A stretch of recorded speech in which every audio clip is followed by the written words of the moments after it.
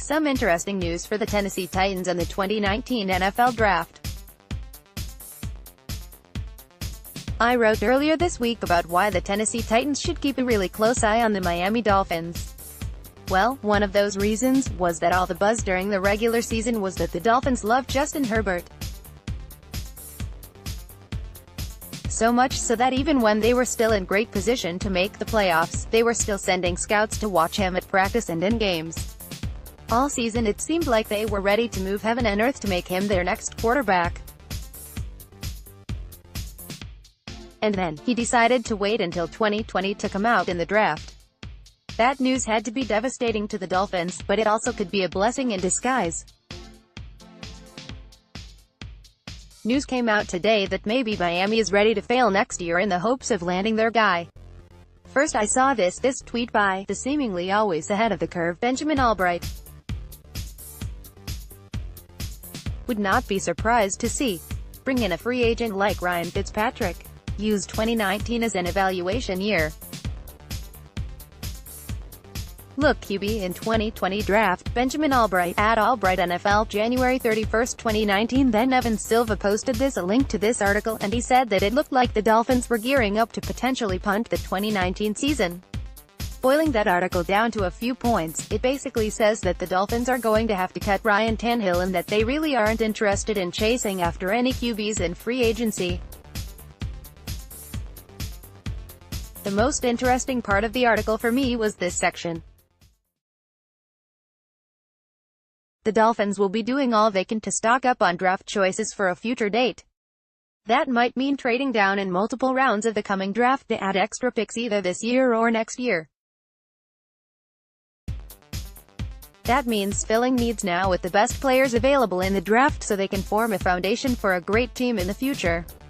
So offensive lineman, defensive lineman, foundation pieces.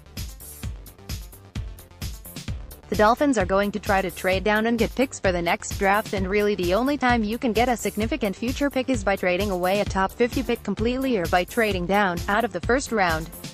That is where the Tennessee Titans come along. I know that everyone is concerned about the depth of the Titans for some reason, but let me fix that for you. John Robinson signs a big name or two every offseason. Let's go ahead and say that for the sake of this article and mock draft that Robinson put away money for a big move at edge, but all the top guys got franchised, so he used that money to come away with two players, Golden Tate and Matt Faraday.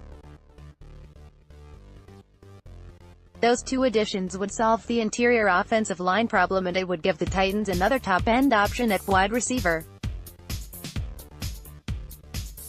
That leaves the big needs as edge and DL. Miami is a perfect trade-up target because they are right in front of the Atlanta Falcons at 14, who are probably going to be the last stop for the top-end deals and probably edges too. If you can come away with one of the big five, Nick Bosa, Quinnen Williams, Josh Allen, Ed Oliver or Clelin Ferrell, then I think you have to. In fact, I think those players are so much better than what the Titans are likely to get at 19, that I would even send a future second-round pick to get them. So, in a scenario where one of those players falls that far, here is what a move up could look like and how that move plus the off-season signings could look like for the Tennessee Titans. Round 1, pick 13, Ed Oliver DL, Houston. This is the one player that I could really see falling this far of the big five, with Clelin Ferrell being the only other one who should make it out of the top 5.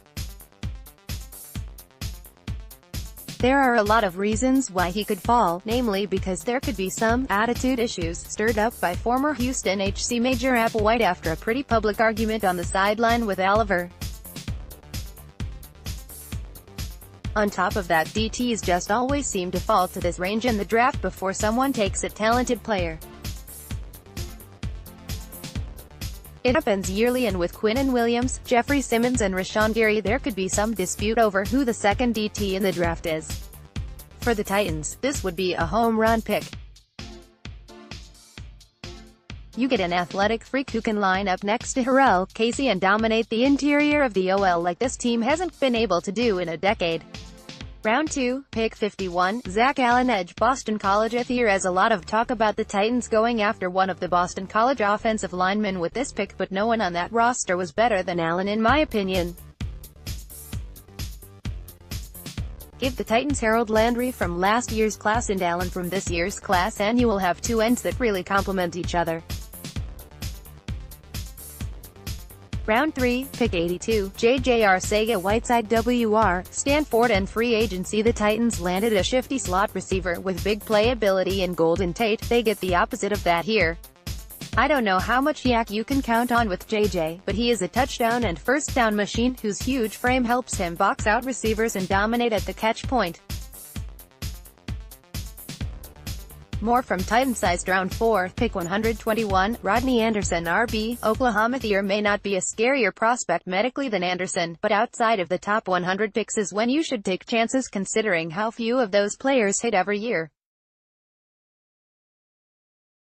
If Anderson is healthy, he is a first-round running back, so maybe letting him back up Derrick Henry for a year will give him time to recover and adapt to the NFL. Round 5, pick 158, Nate Davis OL, Charlotte at 6'3", 315 pounds. Davis is a good developmental prospect anywhere on the inside of the OL.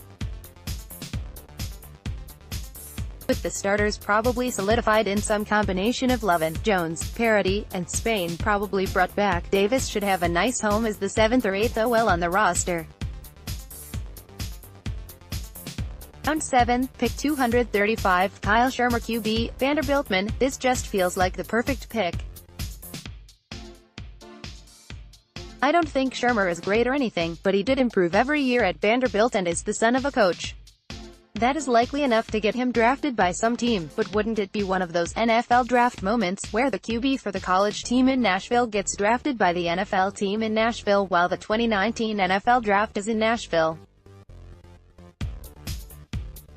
It just seems like a fun story the Titans people at the event and the national media could cover for an hour or so, and Tennessee gets a guy who did very well against SEC talent his last 2 seasons and has the frame of an NFL QB to try to beat out Blaine Gabbert in camp.